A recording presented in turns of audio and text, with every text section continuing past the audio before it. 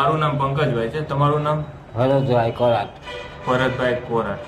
અને શું તકલીફ છે? તમે અમને ફોન કર્યો હતો, શેના માટે કર્યો હતો? કેન્સર છે. 7-8 મહિનાથી હું ઘરે બેઠો છું અને એક દીકરી ઓફિસમાં નોકરી કરે છે ને એક દીકરી ભણે છે. એક દીકરી ઉપર આખું ઘર હાલે છે. એકલી દીકરી ખાલી 10,500 પગાર છે એનો, એમાં 5,500 તો આનું ભાડું છે. ઘરે કામ તકલીફ પડે છે ને 8 મહિનાથી હું ઘરે છું.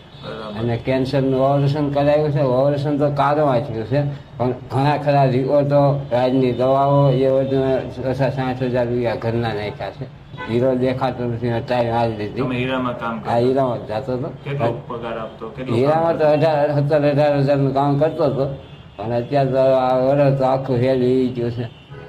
અને પરિવારમાં અત્યારે કોણ કોણ છે? પરિવારમાં એક દીકરી છે, બીજું કોઈ નહીં. 3 દીકરી છે. એક દીકરીને સાસરે છે. અત્યારે આ પરિવારમાં એક દીકરી અને એક 3 માણસ છે. એટલે બધું ઘરનું ગુજરાન અત્યારે દીકરી ઉપર એકલી દીકરી ઉપર આવે છે. અને તમારે કેટલો સમય છે ઓપરેશન કર્યું? ઓપરેશન કરાવવાને 3.5 મહિના થયા. હજી આ રિકવર થતા હજી 2 મહિના લાગશે. ખાવાનું નથી આવતું. હજી દૂધ વરસ છે. દૂધ અને બિસ્કીટનો હુક્કો કરી પીવાનું આવે છે. બરાબર. સવાતું નથી જરાવો કે આવાજથી દાંત બધું કાઢી નાખેલું છે. બરાબર. પીવાનું જ આવે ઊંઘળીથી. ખાવાતું જ નથી કે આમ સવાતું નથી. આમ કરો તો આવા દુખાવો શરૂ થાય. તો અત્યારે 10,500 પગાર અને એમાં 5,500 સારું ભાડું. છે. તો પછી બીજા 5,000 માં ઘર કઈ રીતે ચાલે? હકાવવું પડે. શું કરું? ધીમે ધીમે હાલે. હકાવવું પડે. નાની દીકરી ભણે છે? એ 11મું ભણે. હવે એ 10માં વાંચતે ન કરે એને ઉભી કરી ન કરે. ન વાંચતે હોત તો નહોતી ભણાવી અને વાંચતે એટલે ભણાવી પડશે એને. ન વાંચતે હોત તો એ કાંઈક કામે લાગી જાય. મજબૂરીમાં ના ભણાવે? ના ભણાવે. તમારે વાઈફ ને શું થયું? વાઈફને છૂટું કરી નાખેલું છે 11 વર્ષ થયા. 11 અને 3 છોકરીઓ હતી. 3 એ રાખી છે. એને છોકરીઓ નહોતી રહેતી એ બીજું ઘર કરી લીધું. બરાબર. કોઈ દીકરો હતો કે નહીં? કોઈ નહીં. પછી તમે બીજી વાર લગ્ન નથી નહીં. કર્યા? 3 દીકરીઓ હતી પછી બીજી વાર કાંઈ લગ્ન કરે.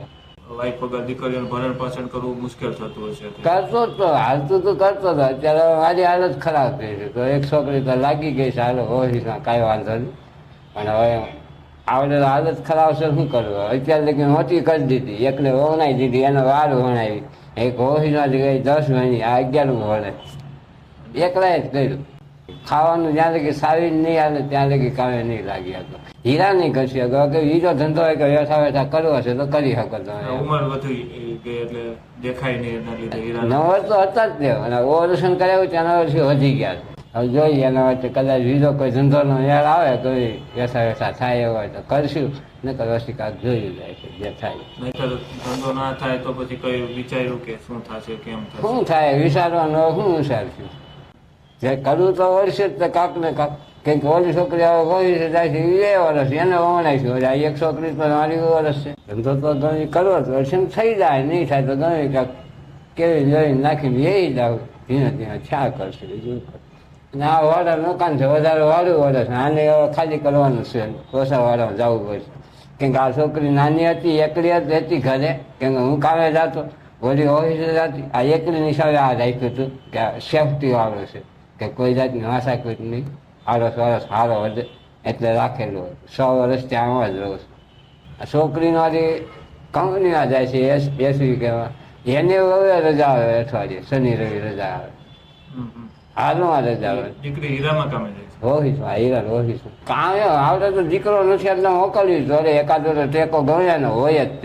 દીકરીઓ જાતી હોય અને દીકરા બધા એક જ છે અત્યારે. એવું નથી માનવાનું કે દીકરો કમાય દીકરી ન કમાય. દીકરાને હારવાર જ કમાય. પણ કદાચ દીકરો હોત તો તમારે આજે તો એ તો ઘણો થોડો કેમ તમારી જે પણ જરૂરિયાત હોય અત્યારે તમારે પ્રાથમિક જરૂરિયાત શું છે કે જે તમારે અત્યારે અટકેલું છે?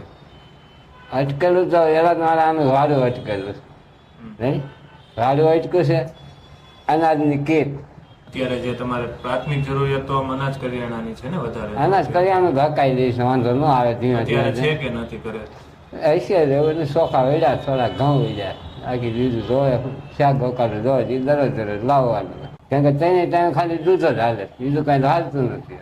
મિત્રો તમે અત્યારે જે પ્રમાણે જોયું એ પ્રમાણે ભરતભાઈની અત્યારે આર્થિક પરિસ્થિતિ ખૂબ જ ખરાબ છે.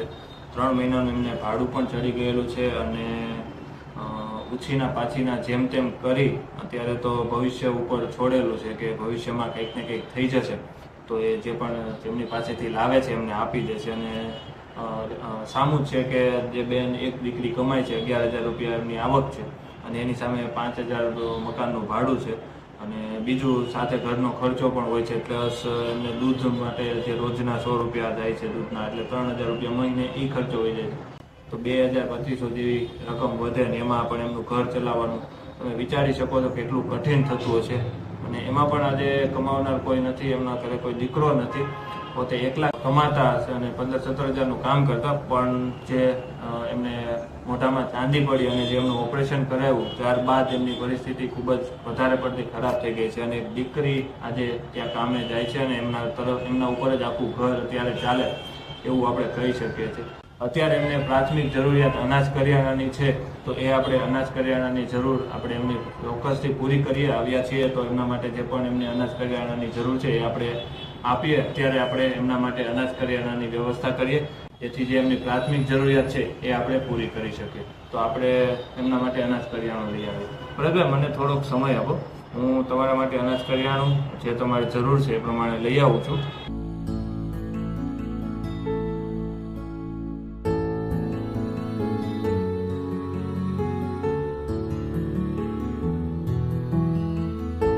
કાકાને ખાલી દૂધ ને બિસ્કિટ જ ખાવાનું હોય છે એટલે 3 પેકેટ સ્પેશિયલ કાકા માટે આપણે બિસ્કિટ લેવા, 3 પેકેટ બિસ્કિટ.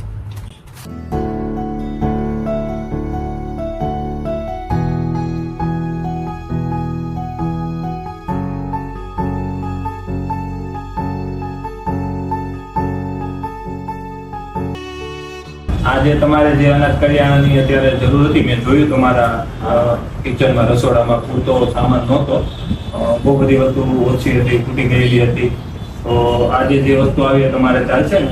આજની વસ્તુ આવે 1 મહિના યાદ જ છે, વાંધો નહીં, કામ જાણું છે, હું તો કંઈ ખાઈ નથી તમારા માટે સ્પેશિયલ એટલે તમારા માટે લાવ્યું તો હજી ઘટે છે 1 મહિના આરામથી એ ખાઈ લઈ શકશે. ત્યાં સુધી શાંતિથી કે ગાલો કઈ વાંધો નહીં, એવી જરૂર નહીં હોય. આપણે ભરતભાઈ માટે જે એમની પ્રાથમિક જરૂરિયાત હતી અનાજ કરિયાણાની એ પ્રમાણે અત્યારે એમને 2-3 મહિના ચાલે એટલું અનાજ કરિયાણાની આપણે વ્યવસ્થા કરી છે. જેમણે પણ આ પરિવાર માટે ભરતભાઈ માટે અનાજ કરિયાણા માટે સહયોગ કરેલ છે મંથનભાઈ અને રાહુલભાઈ સિંગાડિયા કે જેઓ યુકે લંડનના રહેવાસી છે અને એમના દ્વારા આજે એક પરિવાર માટે સપોર્ટ ત્યાં વિદેશ બેઠા બેઠા આપણા ગ્રુપ થકી આજે ભરતભાઈ માટે સપોર્ટ મોકલે છે. એ બદલ એમનો અને એમના સિંગાડિયા પરિવારનો ખૂબ ખૂબ આભાર. આજે એક પરિવાર માટે નિમિત્ત બન્યા છે અને પરિવાર માટે એમને સપોર્ટ મોકલ્યો છે. જે પણ મદદ તમને મોકલી છે ને એ મંથનભાઈ અને રાહુલભાઈ છે, સિંગાડિયા પરિવાર છે જે લંડન અમેરિકામાં રહે છે અને ત્યાંથી તમને સપોર્ટ મોકલ્યો છે. એ મંથનભાઈ અને રાહુલભાઈ સિંગાડિયાનો દિલથી ધન્યવાદ માનું છું અને આવી જ રીતે બીજાના સાથ સહકાર આપતા રહે, ભગવાન એના ધંધામાં ચલાવે એવી દિલથી પ્રાર્થના કરું છું.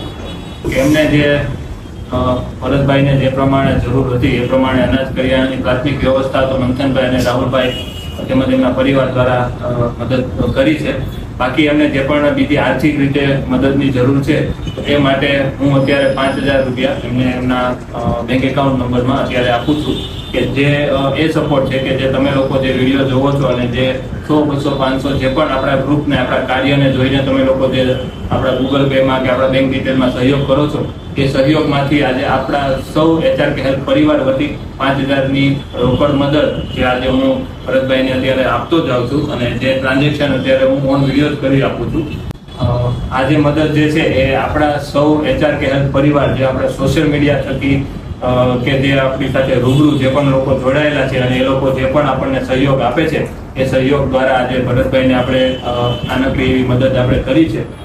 આગળ ભરતભાઈને જે પણ એમના ધંધા રોજગાર માટે જરૂરિયાત છે એમની રિક્વાયરમેન્ટ છે કે એમના માટે કોઈ નાનો મોટો ક્યાંય ધંધો કે નોકરી મળી જાય તો આગળ એમનું પોતાનું ઘર ગુજરાન જેમ તેમ અત્યારે જે ચલાવે છે તો એ કરી શકે અને પોતાના જે પણ દવા માટે કે જે ઘર પરિવાર માટે જે પણ એમને કરજો કરેલો છે એ કરજો પોતે પાછો સોંપી શકે એવી એમની ઈચ્છા છે તો આપમાંથી જે કોઈ પણ ભરતભાઈ માટે સહયોગ કરવા માંગો છો તો એટાકેરનો સંપર્ક કરી શકો છો. કોઈ પાસે જો કોઈ જૂની રિક્ષા કે કોઈ ટેમ્પો કે એવું કંઈ હોય તો પણ તમે એમના માટે અમને કહી શકો છો.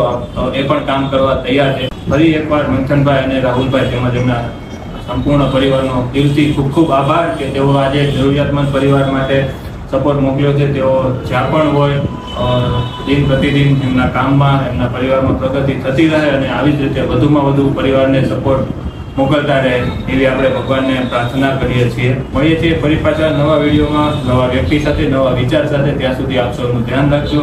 ફરી એકવાર કહીશ કે ભરતભાઈ માટે કંઈ પણ કામ ધંધો કે નોકરી હોય તમારી પાસે તો તમે ચોક્કસથી જાણ કરજો, જેથી કરીને એક વ્યક્તિને એનું કામ મળી શકે અને પોતે પોતાના પગ પર ફરી પાછા ઊભા થઈ શકે.